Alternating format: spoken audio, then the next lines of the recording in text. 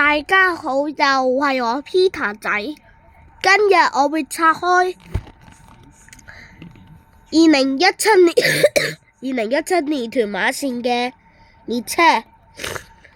呢個最新嘅版啊，呢個係第10架 MTR 第十架，你見唔見到？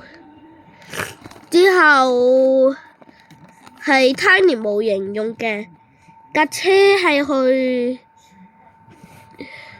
屯門，你見唔見到？等陣先，我先開個燈。哦，我得拍手就得。哇，好犀利啊！就我先開，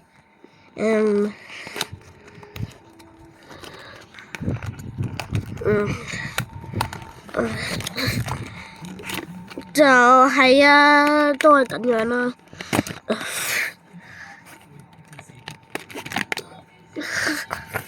個模型啦係冇嘢不同啦，對，都幾好嘅。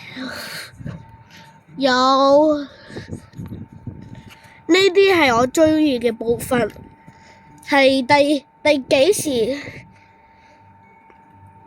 幾時做嘅？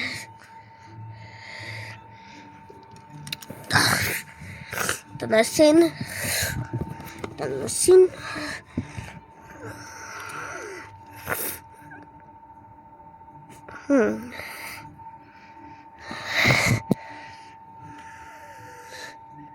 就呢度啊，寫住去屯門，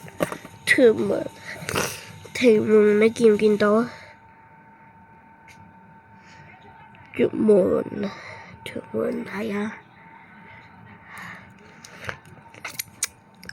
就第二就係呢度對住個窗嘅，就係呢度。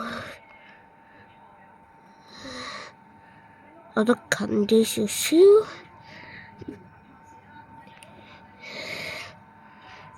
其實真係有少少畫啊，又要寫清楚啊個字。呢度都係啊，個窗門嗰度。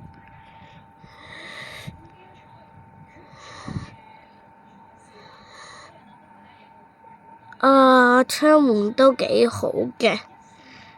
先睇下呢個咩窗嚟？